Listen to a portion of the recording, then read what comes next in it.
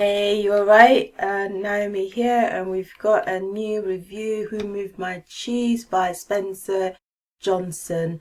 The rating I'm giving 8 out of 10, and I will give you a brief summary of the book from my notes.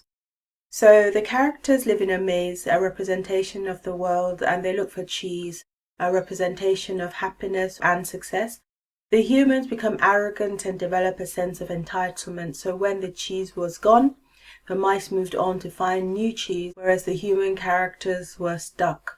So there were 4 characters in total, 2 humans and 2 mice. So the mice were Sniff and Scurry, come in pairs. So when there was change, Sniff would sniff it out and Scurry would run along to find new opportunities. Whereas the human characters were him and Haw. And they were kind of stuck in their ways, so they expected their cheese to be there, and when it wasn't there, they were not very productive in the stuff that they did, and they complained and were very unhappy with the situation. I like this book, so I read this book very frequently. So I'm a contractor, so every now and again my contract comes to an end, and I read this book anytime I'm going through a period of change, simply because it reminds me that I can do it, that I need to keep my CV fresh, need to keep my contact list fresh, and it reminds me not to rest on my laurels, because it's so easy when you have a nice, comfortable job to think, you know what, they're going to keep me for a year. And inevitably what happens is your contract probably ends early, they run out of funding, and then you're kind of left in a bit of a lurch. So it's a really, really good book for me. I find it as a really useful reminder. So I'm just going to have a sip of water.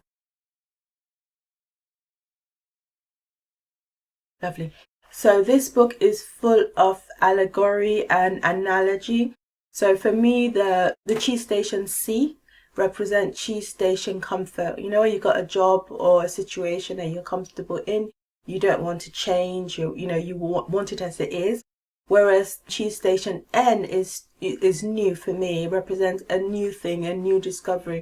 And I think in life you do have to always keep yourself fresh, because things constantly change. You have to constantly reinvent yourself, learn new skills, develop new ways of working. You might have a bigger family, so you have to, pick up sticks, move to a new house, or downsize, whichever way it is. I think the point is life changes, and we need to be ready for those changes, because they will happen. And in this book, I think you kind of get that feel. It's a motivational business fable. However, it can apply to everything. It can apply to family, it can apply to work, it can apply to health, as it were. So, yeah, I like the book, as I said. So I think for me, a couple of observations that I made was that Sniff and Scurry waited till there was no cheese before they moved. I found that quite interesting. So with me at work, each time I get the slightest sniff that perhaps my role is coming to an end, I generally just jump before I'm pushed. So I go look for another opportunity and leave. I tend to leave my contract early, because I just want to make sure that I'm not, pushed out of the role. But I found it interesting that Sniff and Scurry actually waited until there was no more cheese. So they observed. They were very tactical, very strategic. They observed that the cheese supply was going down, and they didn't leave then. They waited until all the cheese was gone. Who knows? They might have put some of the cheese in their bags to take with them on their journey, but they just waited for the cheese to be gone, and then they scurried off, which was quite interesting. I think for me, I think that might be just a lesson that I might need to learn. I might need to pick up. Just don't jump. Just observe. So I had a manager, one of the jobs I worked in, and there were rumors of redundancy, and in the end he was made redundant. But what he did is he waited for the last minute, got his redundancy package, and then he went to find another job the next week. And he got a really good paying job the next week, but he waited to get his redundancy package. And I think that's smart. So that might be a lesson that I need to take away is, don't always jump. Sometimes wait till the very end before you make your exit and find alternatives. So what else do we have here in terms of notes? Oh yeah, so there's a lot of use of visualization, and I like that. There's a lot of use of visualization, the law of attraction, if you want to revert to it that way.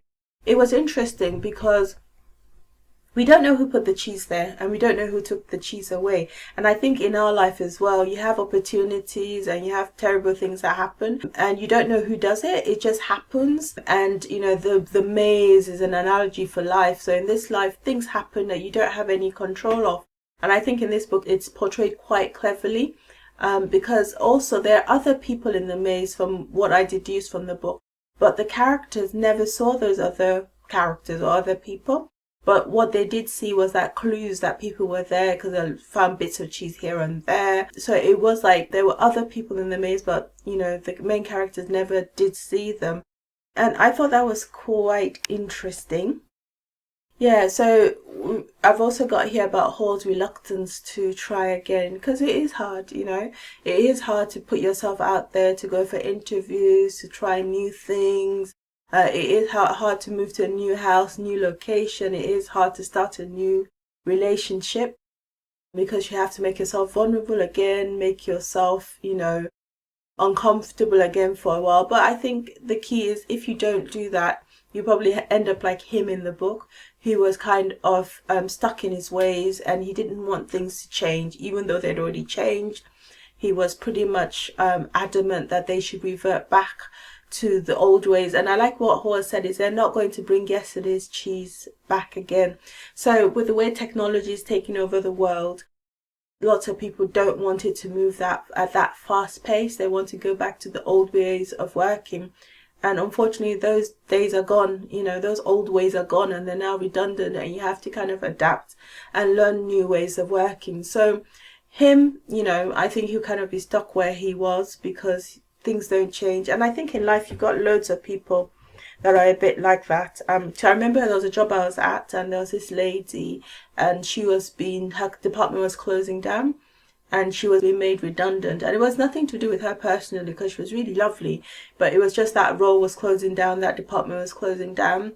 And she set up a meeting with the director, and she said to him, look, I know you're going through a lot of change. What can I do to help you do your job better? And when she told me, I thought it was really funny, because she was the one that was losing her job. The director had his cushy job, and he knew why he'd, you know, cut her job and the team's job. And she was there saying, what can I do for you? Whereas she should have probably gone with the alternative approach and asked him what he could do to help her. But at the time she didn't think about it, and she thought she was being smart, but she lost her job, which was sad. But it was just a lesson for me as well. Yeah, so what else do I have? Yeah, so when him and Hall, I've got this thing about the hole in the wall. When they couldn't find the cheese, they became more productive doing nothing. You know, they were putting a hole in the wall.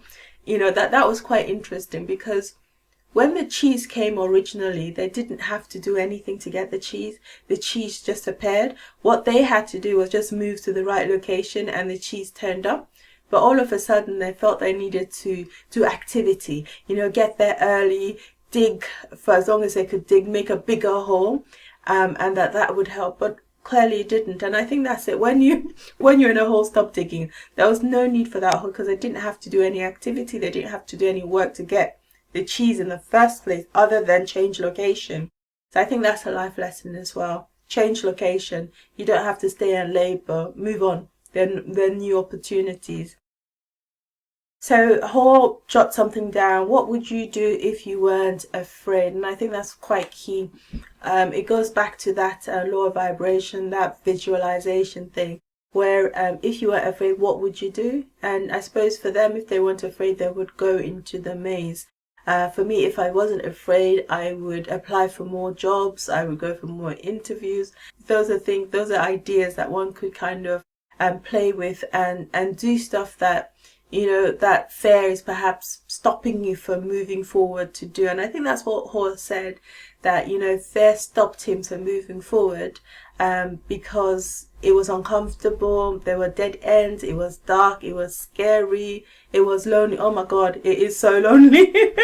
It is so lonely when you're out there trying to find new opportunities, trying to get ahead. Plus you've got your responsibilities that you have to look after. But yeah, I think the answer there is you just have to keep chugging along and keep going. So let me see if I got any other notes in here.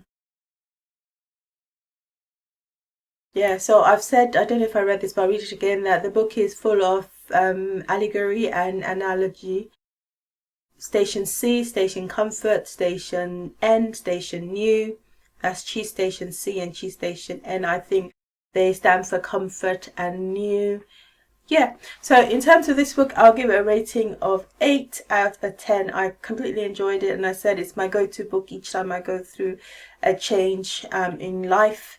It just reminds me to keep keeping on. Reminds me to have my CV handy. It reminds me that change happens.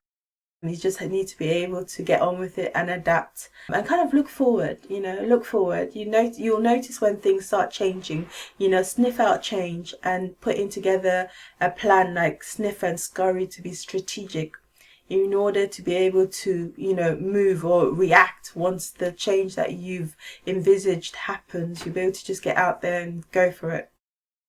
Well, that's it. Thank you for watching, and I'll see you on the next review.